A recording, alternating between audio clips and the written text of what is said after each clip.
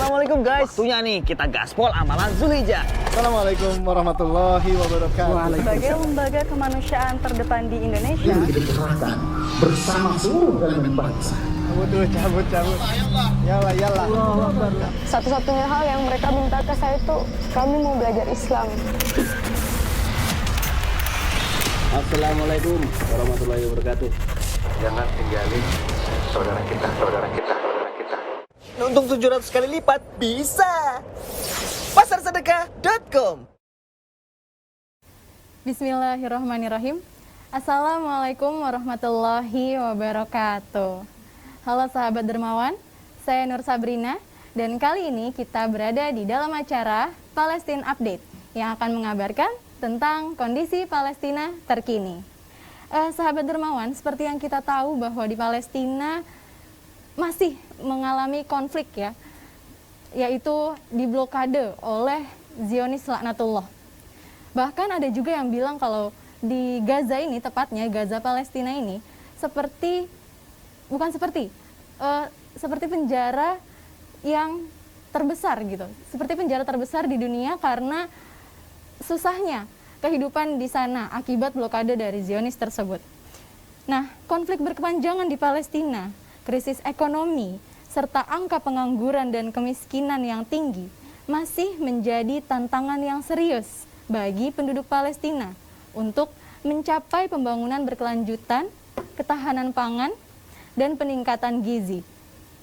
Kondisi kemanusiaan di Palestina, seperti kemiskinan dan kerawanan pangan, mempengaruhi 53% hingga 68,5% dari jumlah penduduknya.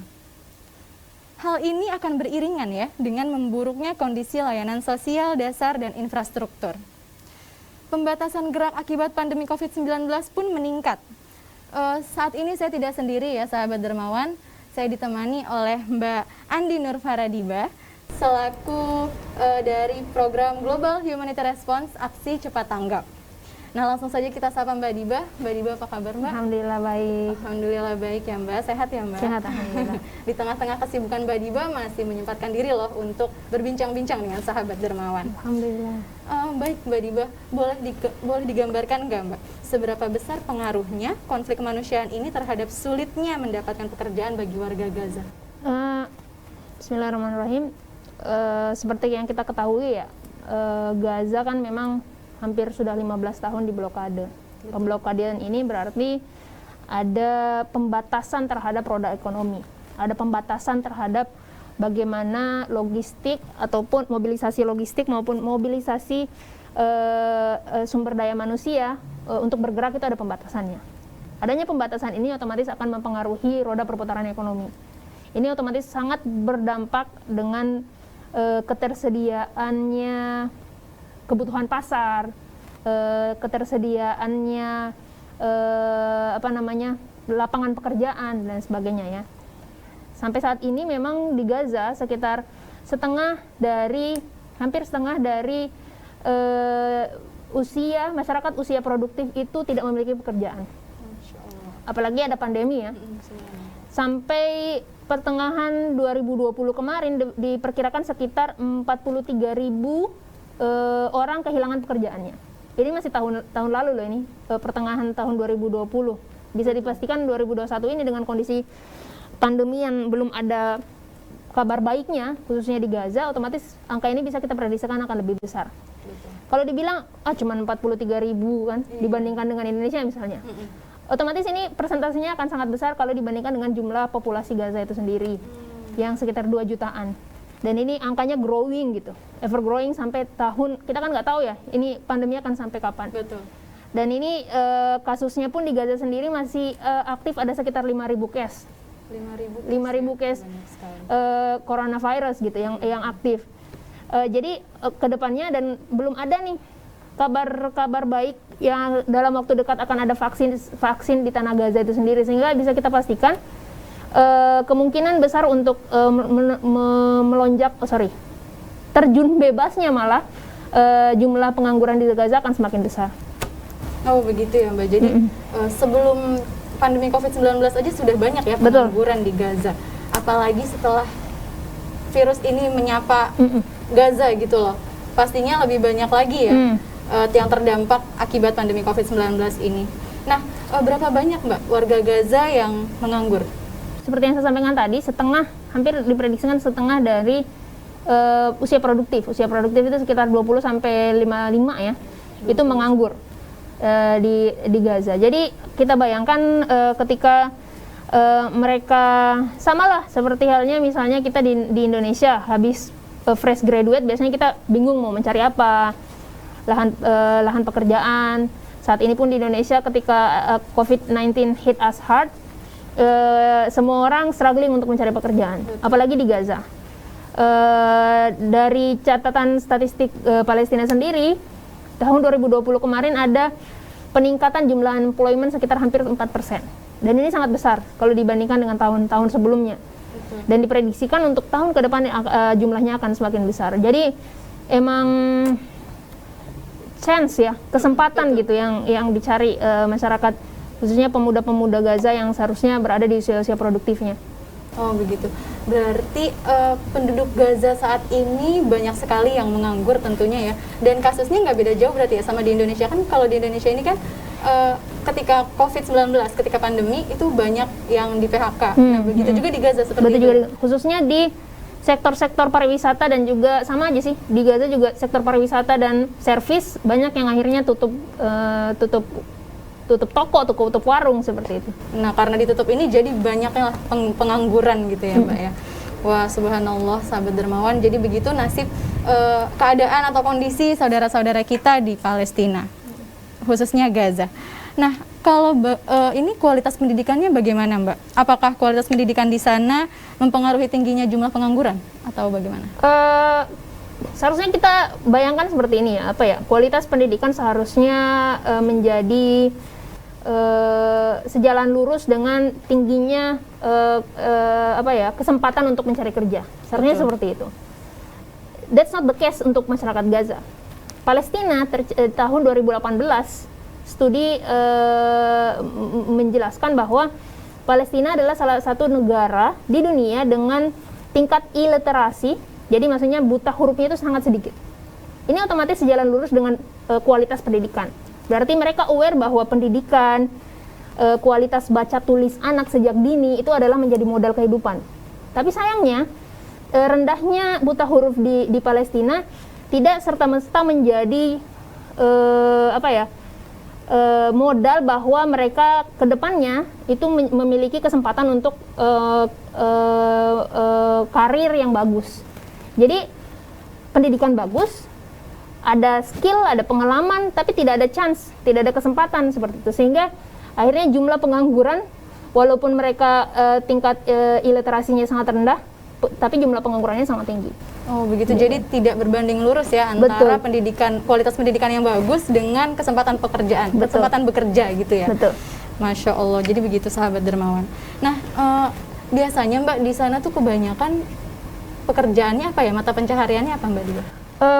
Otomatis karena mereka secara government juga ada, secara tatanan sosial masyarakatnya juga ada. Jadi pekerjaan-pekerjaan pada umumnya yang ada di negara lain otomatis mereka juga ada. Walau sebenarnya kita mau bilang mereka dekat laut, tapi nelayannya dicekal, dikurangi batas mereka harus bisa untuk mencari ikan itu dibatasi seperti itu, hanya dalam kedalaman berapa saja. Untuk pertanian mereka sebenarnya tanahnya sangat subur, betul. Tapi sayangnya juga diganggu begitu petani-petaninya. Sehingga kalau mau dibilang mereka pekerjaannya apa, kebanyakan sebenarnya di pengadaan dan service ya. Human service gitu di Gaza itu sendiri. Jadi mereka tetap ada restoran, ada pasar, ada kantor-kantor pemerintahan juga tetap ada. Hanya ya itu lagi karena adanya COVID-19 dan di Gaza tidak terlepas dari adanya lockdown. Jadi kalau Jumat Sabtu itu biasanya mereka lockdown, khususnya daerah-daerah rawan seperti misalnya tempat-tempat rekreasi ataupun pasar. Nah itu otomatis sangat mempengaruhi roda perputaran ekonomi. Seperti itu. Apalagi lockdownnya di akhir pekan gitu ya, dimana akhir pekan itu biasanya orang-orang pada keluar, pengen keluar, lockdown, jadi mereka semua harus di rumah saja dan tidak bisa mencari nafkah keluar rumah, begitu. untuk membantu mengurangi jumlah pengangguran di Palestina, program apa Mbak yang akan dijalankan aksi cepat tanggap ke depannya? Maka dari itu memang 2021 kita sudah ACT mengikhtiarkan bagaimana program-program global kita, khususnya program di Palestina adalah program-program pembangunan kemanusiaan begitu. Sehingga kita pengen fokus di program-program yang memang empowering mereka. Betul. Secara biasanya memang program ini take long time dan secara funding juga lebih besar, tapi efeknya akan sangat sustain begitu. Jadi kita insya Allah kedepannya akan ada program-program seperti misalnya penanaman modal usaha kecil. Kita juga akan memberikan bantuan kepada petani yang membutuhkan biaya memulai penggarapan tanah. Atau misalnya petani yang tidak punya tanah tapi butuh modal. Betul. Atau ada juga misalnya kita insya Allah akan memberikan bantuan, ada namanya tuk-tuk, itu semacam kayak di Indonesia itu namanya kayak gerobak motor. Gerobak motor. Yang biasanya tulisan di Indonesia biasanya VR kan. Nah, di sana ada sendiri di Gaza, di mana nanti gerobak tok-tok ini sendiri bisa jadi modal usaha gitu. Oh, begitu. Sarana untuk usaha. Menarik sekali nih Mbak. Ini mungkin gambaran dari gerobak tuk-tuknya ini untuk saudara-saudara kita di Gaza. Betul. Nah, ini bagus sekali ya Mbak. Terlihat gagah gitu, kuat untuk mengantarkan barang dalam berat yang lumayan gitu. Betul. Ya. Baik Mbak. Apakah sudah banyak yang dikirimkan tuk-tuknya di sana? Kita sedang dalam penggalangan dana otomatis sekarang. Jadi kita baru menginisiasi. Insya Allah nanti kita akan bikin prototipenya sebagai bahan komunikasi kepada publik bahwa jadi tok-tok ini sangat multifungsi ya. Misalnya nih pagi-pagi driver tok-tok itu udah keluar masuk pasar. Baik. Bantu angkutin logistik penjual ataupun pembeli. Siang sedikit tok-tok ini jadi setelah ngangkut barang, ngangkut penumpang. Jadi ketika misalnya jam 8, jam 9 jalanan sibuk, mau orang pergi kerja, sekolah, mereka ngangkut anak sekolah. Jadi berubah fungsi ya, setelah itu menjadi angkut penumpang. Sorenya, siangnya sedikit mereka jadiin lapak. Wah, sangat multifungsi. Betul. Ya, Jadi misalnya sorenya dia jualan es pakai ini ke tempat-tempat yang memang ada spot dan lain sebagainya, sehingga memang sangat multifungsi. Jadi dari pagi sampai malam si siapa namanya drivernya, ridernya tok-tok ini bisa benar-benar menjalankan fungsi tok-tok itu untuk penghasilan dia gitu. Jadi tidak fokus di satu kerjaan, bisa angkut penumpang, angkut barang, habis itu jadi lapak, itu bisa. Nah, Masya Allah, sahabat dermawan, ini menarik banget ya tuk-tuk ini karena sangat multifungsi, bisa untuk jualan, bisa untuk mengangkut penumpang, bisa untuk mengantarkan barang. Pokoknya insya Allah sangat membantu untuk warga Gaza yang mendapatkan tuk-tuk ini. Nah, sahabat dermawan, kita melanjutkan pertanyaan berikutnya ya, yaitu untuk memenuhi kebutuhan sehari-hari, biasanya tuk-tuk ini dijadikan tadi ya, sudah disebutkan. Nah, lalu boleh dijelaskan nggak Mbak, sistematika program ini nantinya akan seperti apa ya Mbak? Jadi nanti akan ada program seperti misalnya pembuatan roti dari rumah, ataupun semacam kayak peternakan-peternakan kecil yang bisa dilakukan di halaman rumah tanpa ada modal besar, seperti itu. Itu pun nanti insya Allah akan kita jadikan bahan komunikasi, tidak hanya tuk-tuk, nanti juga lainnya problem-problem ataupun kesempatan-kesempatan support UMKM kecil khususnya nanti insya Allah akan kita tampilkan. Baik, Masya Allah sekali ya sahabat dermawan, luar biasa penjelasan tuk-tuk tadi yang menjadi alat bertahan hidup warga Gaza nantinya dijelaskan oleh Mbak Diba dengan sangat baik dan sangat jelas tentunya ya.